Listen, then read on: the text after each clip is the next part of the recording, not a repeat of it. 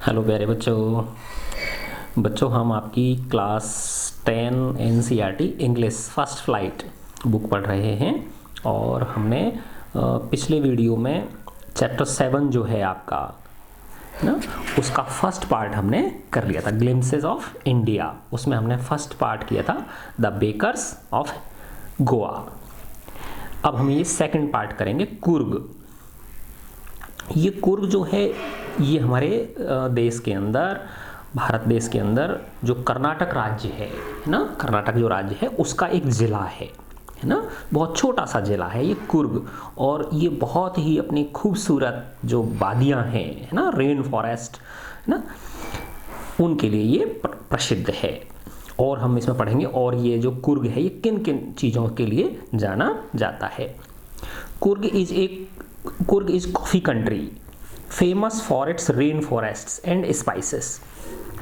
तो कुर्ग जो है वो कॉफ़ी कंट्री है, कॉफ़ी का देश है। कॉफ़ी का देश का मतलब ये ऐसा नहीं कोई अलग देश हो ये, है ना।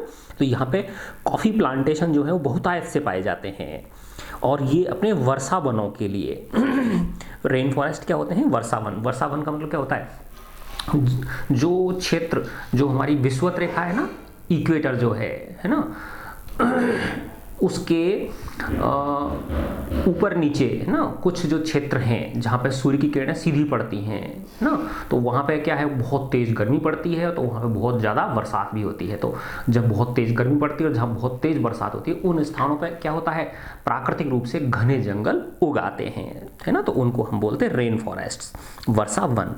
एंड स्पाइसेस यानी मसाले, है ना। तो इन जो कुर्ग है ये अपनी कॉफ़ी प्लांटेशंस के लिए और वर्षा वनों के लिए और मसालों के लिए जाना जाता है। तो ये कुर्ग कहाँ पे है, कुर्ग एक जिला है हमारे भारत देश के कर्नाटक राज्य का, Midway between Mysore and the coastal town of Mangalore, है ना। अब देखो ये मैसूर भी कर्नाटक का एक जिला है और ये कोस्टल टाउन है ना, समुद्र के किनारे जो है एक मैंगलोर टाउन है, उनके बीच में पड़ता है, मिडवे में पड़ता है ना, क्या, कुर्ग, है ना। ये sits a piece of heaven, है ना, यानी मैसूर और जो कोस्टल टाउन मैंगलोर है उसके मध्य में एक स्वर्ग के जैसा एक टुकड़ा स्थित है। That must have drifted from kingdom of God. और वो ऐसा लगता है कि, है ना, वो भगवान की जो राजधानी है ना, जो ईश्वर की जो स्वर्ग है एक तरह से, वहाँ से वो हवा के द्वारा बहा के लिए लाया गया है। ड्रिफ्ट का मतलब क्या होता है, being carried along gently by air, यानी हवा उसको, जैसे बादलों को हवा ले जाती है ना धकेल के, तो ऐसे ही ये जो कुर्ग है इतनी प्यारी जगह है, ऐसा प्रतीत होता है कि जो भगवान का स्वर्ग है, किंगडम ऑफ गॉड है, वहाँ से ये छिटक के यहाँ आ गया है, अलग होके यहाँ हवा के द्वारा आ गया है या किसी भी विधि द्वारा यहाँ आ गया है। This land of rolling hills, है ना। रोलिंग हिल्स का मतलब एक तो होती है बहुत ऊंची पहाड़ियाँ होती हैं और एक होती हैं कम ऊंचाई की पहाड़ियाँ, तो उनको रोलिंग हिल्स बोलते हैं। तो यह कम ऊंचाई वाली पर्वत श्रृंखला की जमीन है ये, है ना। तो यहाँ पे कम ऊंचाई वाले पर्वत हैं। Is inhabited by a proud race, और ये इसमें निवास करते हैं। इनहेबिटेड का मतलब क्या होता है, निवास करना, और इसमें निवास करते हैं ए प्राउड रेस, है ना, एक गर्वीली जाति of martial man. Martial man का मतलब क्या होता है, जो लड़ाके होते हैं, लड़ाके, है ना, जो युद्ध कला में प्रवीण होते हैं। तो युद्ध कला में माहिर एक विशेष प्रकार की प्रजाति है, वो यहाँ पर कुर्ग में पाई जाती है, कुर्ग में निवास करती है, इनहेबिटेड है वो। मैन, ब्यूटीफुल वुमेन, और किस किस के लिए प्रसिद्ध है ये, तो ये कह रहा है लेखक, this land of rolling hills is inhabited by proud race of martial man, comma beautiful women, सुंदर औरतें हैं, है ना, और वाइल्ड क्रिएचर्स, और विभिन्न प्रकार के जंगली जीव हैं। तो ये जो जमीन है कुर्ग का, जो कुर्ग की जो भूमि है, ये छोटी ऊंचाई की पहाड़ियों, है ना, और जिसमें कि एक बहुत ही गर्वीली, है ना, युद्ध कला में प्रवीण एक गर्वीली जाति रहती है, प्रजाति रहती है मानवों की, सुंदर महिलाएं हैं उनकी, और वहाँ पे खूब सारे वाइल्ड क्रिएचर्स हैं, तो उनके लिए ये कुर्ग जाना जाता है। कुर्ग और कोडागू, कुर्ग कह लो या कोडागू कह लो, the smallest district of Karnataka, ये कर्नाटक राज्य का सबसे छोटा जिला है। Is home to evergreen forests, ये जो सदाबहार वर्षावन है ना, उनका घर है, यानी यहाँ पे सदाबहार वर्षावन पाए जाते हैं। स्पाइसेस, मसालों के खूब सारे पौधे पाए जाते हैं। एंड कॉफ़ी प्लांटेशंस, और कॉफ़ी के जो प्लांटेशंस हैं, कॉफ़ी के जो बागान हैं, वो यहाँ पे पाए जाते हैं। Evergreen rain forests cover 30% of district. तो इस जिले का जो 30% भूभाग है वो किन से घिरा हुआ है? सदाबहार वर्षावनों से घिरा हुआ, यानी यहाँ की इस जिले की 30% भूमि पर सदाबहार वर्षावन पाए जाते हैं। ड्यूरिंग द मॉनसून्स, मॉनसून के दौरान, है ना, मॉनसून की जो ऋतु होती है उसके दौरान, इट पोर्स इनफ, पोर का मतलब होता है बरसात का गिरना, बरसात की झड़ी इतनी ज़्यादा लगती है, इतनी पर्याप्त मात्रा में, इतनी ज़्यादा मात्रा में बरसात होती है, to keep many visitors away, कि वहाँ कोई बरसात के दिनों में जो पर्यटक हैं वो नहीं जा पाते हैं। The season of Joy commences from September and continues till March, है ना। अब ये कह रहे हैं जो सीजन ऑफ जॉय है, जो आनंद का मौसम है, वो कब से कमेंस यानी शुरू होना, वो कब से शुरू होता है? सितंबर से शुरू होता है और कब तक चलता है? कंटिन्यूज टिल मार्च, मार्च के महीने तक पर्यटकों की आवाजाही वहाँ पर खूब सारी मात्रा में होती रहती है। The weather is perfect with some showers thrown in for good measure, है ना। और इस दौरान भी, सितंबर से लेके मार्च के बीच भी, है ना, वेदर बिल्कुल परफेक्ट होता है और कभी, है ना, हल्की फुल्की कभी कभार शॉवर्स बरसात भी आ जाती है ना, पर्याप्त मात्रा में बरसात भी आ जाती है। The air breathes of invigorating coffee, है ना, यानी उसकी हवा में ही, जो वहाँ की कुर्ग जो है उसकी हवा के अंदर ही कॉफ़ी की खुशबू आती है और वो इंसान को क्या कर देती है? ताकत से, ताजगी से, उनसे ऊर्जा से भर देती है। इनविगरेटिंग का मतलब क्या होता है? ऊर्जा, उत्साह जगाने वाली, ठीक है ना। तो उस तरह की ऊर्जा और उत्साह जगाने वाली हवा के अंदर कॉफ़ी की खुशबू फैली रहती है। कॉफ़ी एस्टेट्स, चाय कॉफ़ी के बागान, है ना, एस्टेट का मतलब होता है क्षेत्र, है ना, तो कॉफ़ी के क्षेत्र या बागान बोल दो। एंड कॉलोनियल बंगलोज, अब देखो ये कॉलोनियल का मतलब क्या है? कॉलोनियल का मतलब है जब हमारे देश पे किन का राज था? अंग्रेजों का राज था, है ना। देखो ये बेटे अंग्रेज जो है ना, बड़ा मतलब बहुत ही साहसिक जाति है ये। अब आप देखो कि जो शिमला है, शिमला में पता है गर्मियों के दिनों में वहाँ पे ठंड पड़ती है, बरसात, वो क्या ना, बर्फबारी, है ना, मतलब मौसम बहुत ठंडा रहता है और सर्दियों में तो वहाँ पे बर्फ़ पड़ती है। तो ये अब वहाँ पे ट्रेन, है ना, ट्रेन रूट बिछा दिया इन्होंने, अंग्रेज़ों ने, क्योंकि ये जो लोग जो थे ना, अंग्रेज जो थे, बड़े साहसिक एडवेंचरस थे, है ना। वहाँ की अगर तुम कभी घूमने जाओ शिमला मनाली, है ना, तो वहाँ ऐसे पहाड़ों के बीच में ऐसे भूल भुलैया सी पता नहीं कितनी सारी सुरंगें आती हैं, है ना। तो ये ऐसे स्थानों के लिए बड़े वो रहते थे, एडवेंचर्स करते थे ऐसे स्थानों को खोज के ये। तो कॉलोनियल बंगलो, कॉलोनियल का मतलब क्या है? अंग्रेजों के शासनकाल के वहाँ पे बंगले पाए जाते हैं। तो कॉफ़ी एस्टेट्स, चाय उसके कॉफ़ी के बागान, और अंग्रेजों के ज़माने के बंगलोज स्टैंड टक्ड हैं, वहाँ पे मिल जाते हैं। स्टैंड मतलब खड़े रहना नहीं, यहाँ पे क्या मतलब है? यानी स्थित हैं, है ना। Tucked under the tree canopies in prime corners. Tree canopy का मतलब होता है, जैसे कभी आपने देखा होगा पेड़ों का झुंड होता है, झुरमुट, खूब सारी मात्रा में जब पेड़ होते हैं तो, और उनके अंदर कोई मकान बना हुआ, तो ऐसा लगता है वो जैसे मकान पेड़ों की उसमें छिप गया है, ठीक है ना। तो प्राइम कॉर्नर्स, हर विशेष कोने पर, प्राइम कॉर्नर मतलब जहाँ मुख्य जो जगह है, मुख्य जो कोने हैं, उन कॉर्नर्स पर आपको ट्री कैनोपीज के अंदर अंग्रेजों के ज़माने के बंगले मिल जाएंगे देखने को। The fiercely independent people of Coorg, है ना। अब देखो इनको कुर्ग के जो रहने वाले निवासी हैं उनको क्या कहा है लेखक ने? फियर्सली इंडिपेंडेंट, यानी इनके अंदर स्वतंत्रता की भावना बड़ी खूंखार रूप से होती है, यानी एक तरह से फियर्सली इंडिपेंडेंट मतलब अपनी स्वतंत्रता के लिए वो बहुत ज़्यादा गंभीर होते हैं, है ना। यानी स्वतंत्रता को वो किसी के सामने अपनी स्वतंत्रता को गिरवी नहीं रखते हैं। तो fiercely independent people of Coorg are possibly of Greek or Arabic descent, है ना। तो अब लेखक कह रहे हैं कि ये जो कुर्ग के रहने वाले हैं, चूंकि इनके अंदर क्या है?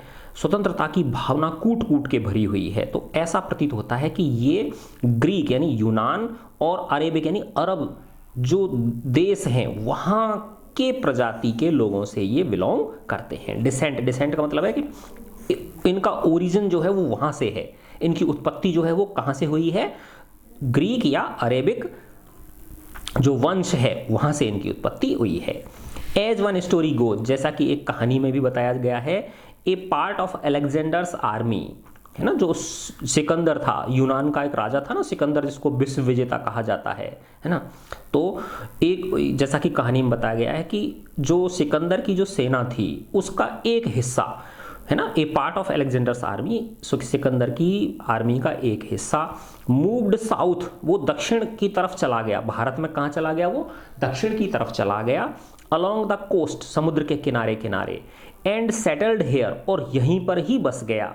व्हेन रिटर्न बिकेम इम्प्रैक्टिकल, जब उनकी वापसी जो थी, है ना, जब वो असंभव हो गई, इम्प्रैक्टिकल मतलब वो एक तरह से स्वाभाविक नहीं रही, अर्थात जब सिकंदर की जो है ना, सिकंदर यहाँ से जब सिकंदर की सेनाएं, उसने पूरे भारत में इधर उधर अपनी सेनाएं दौड़ा दी, तो कुछ सैनिक जो थे वो दक्षिण भारत में चले गए, है ना। अब सिकंदर वापस लौट गया तो उनको लगा कि अब हम वापस जाना, यूनान जाना नामुमकिन है ना, तो वो वहीं बस गए। तो इसीलिए उन्होंने कहा है कि वो ग्रीक या अरेबिक डेसेंट के हैं ये लोग।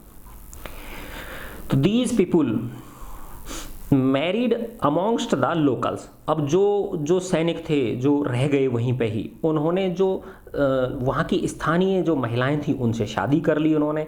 And their culture is apparent, और उनकी जो संस्कृति है ना, अरेबिक लोगों की जो संस्कृति है वो आज भी क्लियरली दृश्यमान है। अपेरेंट का मतलब होता है क्लियरली विजिबल, आज भी वो बहुत अच्छी तरह से देखी जा सकती है। इन द मार्शियल ट्रेडिशंस, कहाँ पे आपको, यानी उनकी किन किन परंपराओं को जब आप देखोगे तो आपको ऐसा प्रतीत होगा कि ये हमारे यहाँ के रहने वाले नहीं हैं, इनका अवश्य ही कहीं न विदेश से इनका कोई ना कोई नाता है ना, तब आप मान जाओगे कि ये ग्रीक या अरेबिक डेसेंट के हैं, है ना। तो वो किसमें मिलती हैं, वो their culture is apparent in the martial traditions, है ना, जो युद्ध कला, मार्शियल का मतलब क्या होता है, युद्ध कला की जो परंपराएं हैं उनमें, मैरिज, उनकी जो शादी विवाह होते हैं उनमें, एंड रिलीजियस राइट्स, और जो उनकी धार्मिक रीति रिवाज हैं, किनकी, ये जो कुर्गी जो लोग हैं इनकी, इनसे प्रतीत होता है कि which are distinct from Hindu main stream, जो कि हिंदू जो मुख्य परंपरा है, हिंदू जो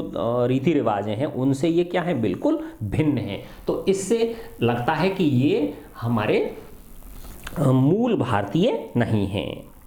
the theory of Arab origin draws support, अब इसमें और एक दूसरा तर्क दिया गया है कि इनका अरब जो ओरिजिन है उसके लिए सपोर्ट में, कि the theory of Arab origin draws support, यानी ये जो सिद्धांत है कि भाई ये अरब से इनकी उत्पत्ति हुई है ना, अरब देशों से ये माइग्रेट करके यहाँ आए हैं, पलायन करके आए हैं, वो ड्रॉज सपोर्ट, उसको बल मिलता है from the long black coat, किस चीज से, कि जो लंबा काला कोट ये पहनते, देखो ये चित्र दिखा रखा है ना, ये कुर्गी ड्रेस है, ये कौन सी ड्रेस है, ये वाली जो पहन रखी है ना, ये कुर्गी ड्रेस है, ये ट्रेडिशनल कुर्गी ड्रेस। तो इस तरह का जिस तरह की जो ड्रेस ये कुर्गी लोग पहनते हैं, कुर्ग के रहने वाले लोग पहनते हैं, ये ऐसे ही सेम टू सेम ड्रेस अरब देश के जो लोग हैं वो भी पहनते हैं। तो इससे इस बात को बल मिलता है कि ये अरब डेसेंट से हैं, यानी इनके जो पूर्वज थे वो कौन थे, अरब देश के रहने वाले थे, अरब कंट्रीज है ना वो।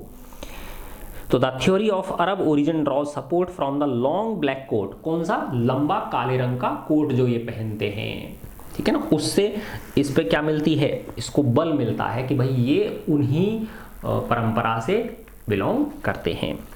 With an embroidered waist belt, है ना, अब वो जो ड्रेस है, लंबा काला कोट जो पहनते हैं, उसकी जो बेल्ट होती है, कमर की जो कमर पेटी होती है, कमर की बेल्ट जो होती है वो एम्ब्रॉयडरी से बनी हुई होती है। एम्ब्रॉयडरी का मतलब क्या होता है, जैसे आपने देखा कसीदाकारी जो होती है, मोटे धागे और सुई से एक विशेष प्रकार की कसीदाकारी करते हैं, तो वो उसके ऊपर कमर पेटी के रूप में वो बनी रहती है। वॉर्न बाई कुड़ाबूज, जो कि इन कुड़ाबूज के द्वारा पहनी जाती है। नोन एज कूपिया, जिसको कि ये कुर्गी लोग क्या कहते हैं, उस ड्रेस को कूपिया कहते हैं। यह जो ड्रेस है kupya, it resembles the kufiya worn by the Arabs and the Kurds, है ना।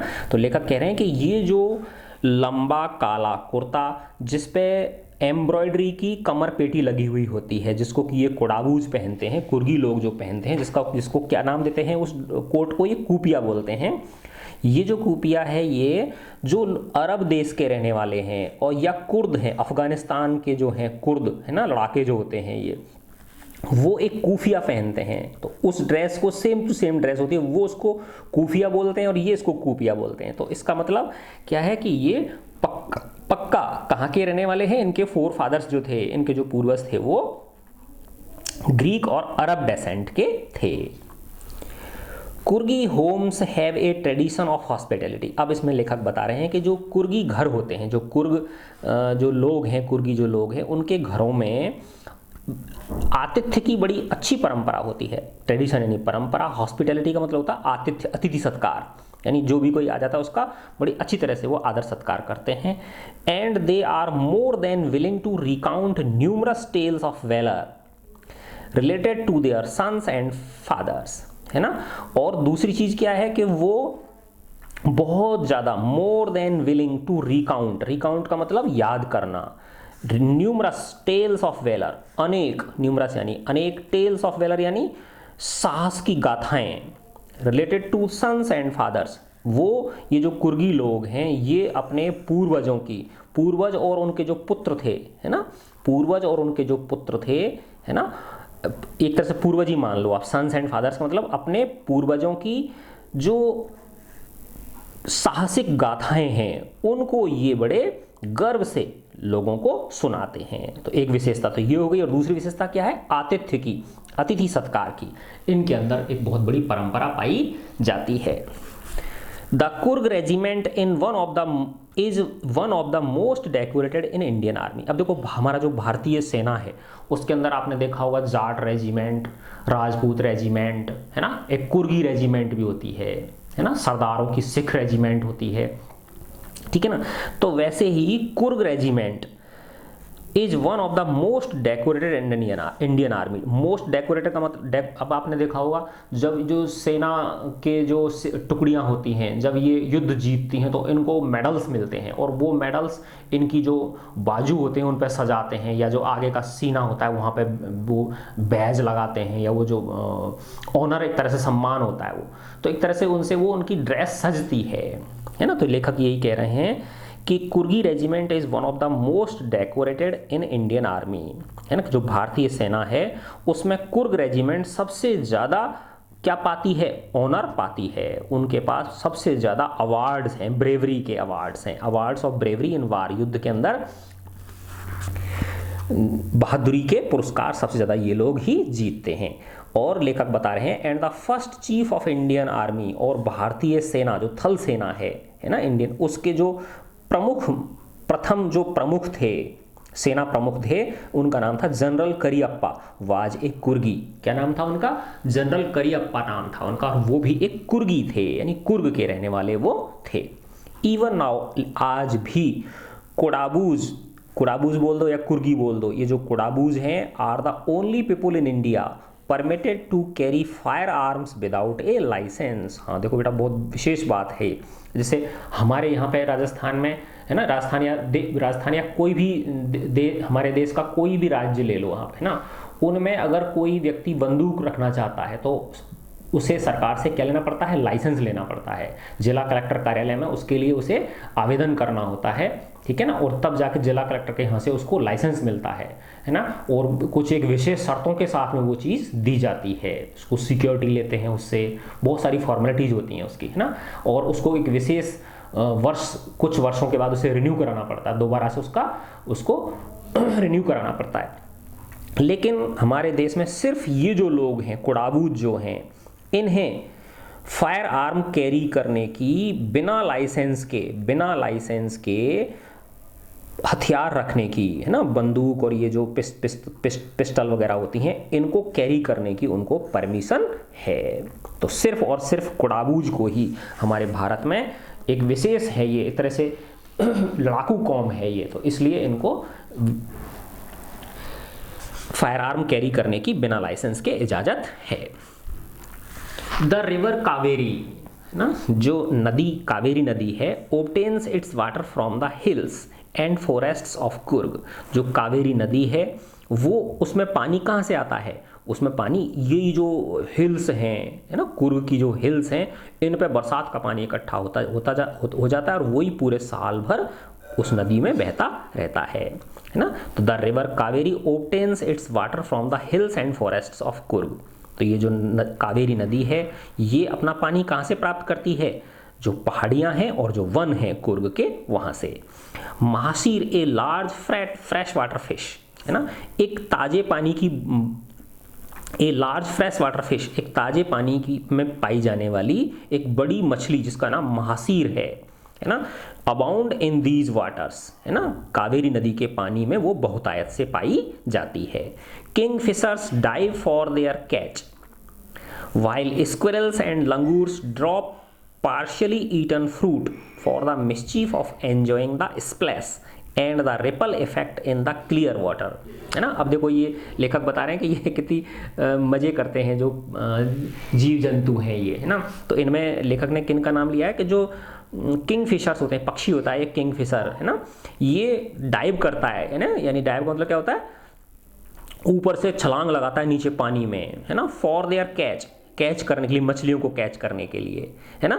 जबकि जो गिलहरियां हैं, स्क्विरल्स हैं गिलहरी, और जो लंगूर होते हैं लंगूर, ये क्या करते हैं? आधा खाके, पार्शली ईटन फ्रूट, यानी पेड़ पे से फल तोड़ा, आधा सा खाया उसको या एक चौथाई खाया, थोड़ा सा खाया और ऊपर से पटक देते हैं, है ना, किसमें? पानी में, नदी के पानी में पटक देते हैं वो शैतानी करने के लिए। फॉर द मिसचीफ, किसके लिए? मजे करने के लिए, शैतानी करने के लिए। Mischief of enjoying the splash, छपाक की जो आवाज़ होती है उसको एंजॉय करने के लिए।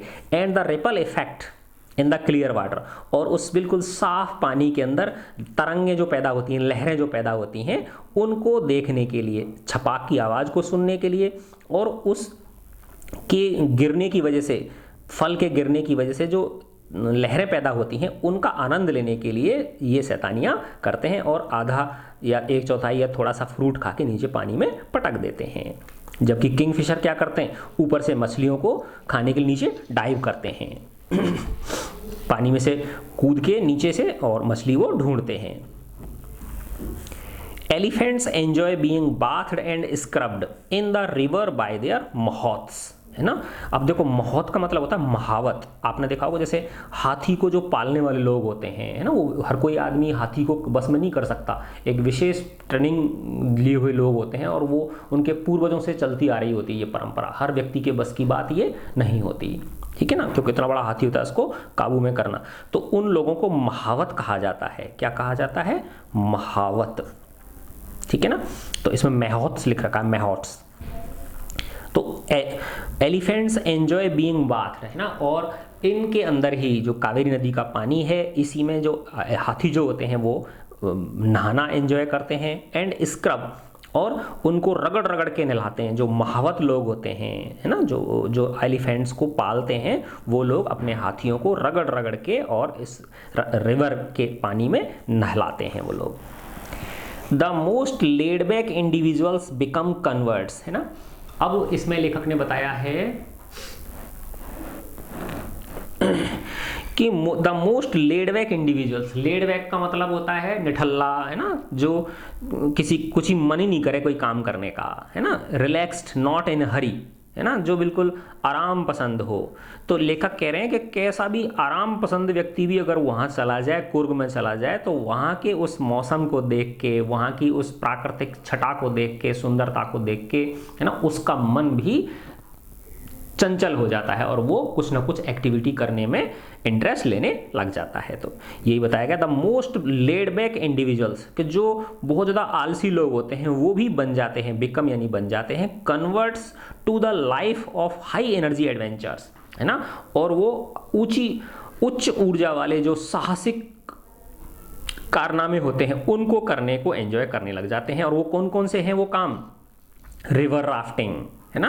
जैसे नदी के पानी के अंदर क्या चलाते हैं, बोट चलाना, नाव चलाना, उसको हाथ से चप्पू से, है ना, हालांकि चलाते तो वो उसी दिशा में ही जाते हैं, क्या नाम है, जो नदी का बहाव होता है, लेकिन उसकी डायरेक्शन को तो कंट्रोल करना पड़ता है, तो वो उसके लिए अलग से उनके पास में चप्पू होते हैं। चप्पू का मतलब ऐसे ये बोट जो है ना, पहले तो लकड़ी की हुआ करती थी, लेकिन आजकल सब प्लास्टिक की आने लग गई ये, ठीक है ना। तो रिवर राफ्टिंग बोलते हैं। और एक विशेष प्रकार के वो उनके पास में एक वो होते हैं, जैसे डंडे होते हैं, और उसमें आगे की तरफ कुछ चौड़ा सा वो कुछ लगा रहता है ना, जिससे कि वो पानी की डायरेक्शन को चेंज कर लेते हैं, और अपनी उसको जो नाव होती है उसकी डायरेक्शन को चेंज कर सकते हैं उसके द्वारा। तो लेखक कह रहे हैं कि जो आलसी से आलसी लोग होते हैं वो वहाँ पहुँच के हाई एनर्जी एडवेंचर्स करने लग जाते हैं, जैसे कि रिवर राफ्टिंग हो गई, कैनोइंग भी वही है ना। Travelling in river in A canoe, एक लार्ज नैरो बोट, एक बड़ी सी सकड़ी नाव होती है, उसमें भी तो बहुत से रिवर राफ्टिंग करते हैं, बहुत से लोग कैनोइंग करते हैं। रैपलिंग का मतलब होता है जैसे ऊंची पहाड़ी से रस्से के सहायता से नीचे उतरना, है ना, उसको रैपलिंग बोलते हैं। फिर है रॉक क्लाइंब। तो रैपलिंग और रॉक क्लाइंबिंग उल्टी हो गई एक तरह से। रैपलिंग में क्या होता है, ऊपर गाड़ देते हैं, है ना, रस्से को किसी चट्टान से या उससे बांध देते हैं और फिर नीचे उतरते हैं उस पर रस्से के सहारे। और रॉक क्लाइंबिंग का मतलब क्या होता है, ऊपर चढ़ते हैं फिर उस रस्से के सहारे, ठीक है ना। तो ये इतने सारे एडवेंचरस गेम्स खेलने वहाँ पे वो लोग लग जाते हैं।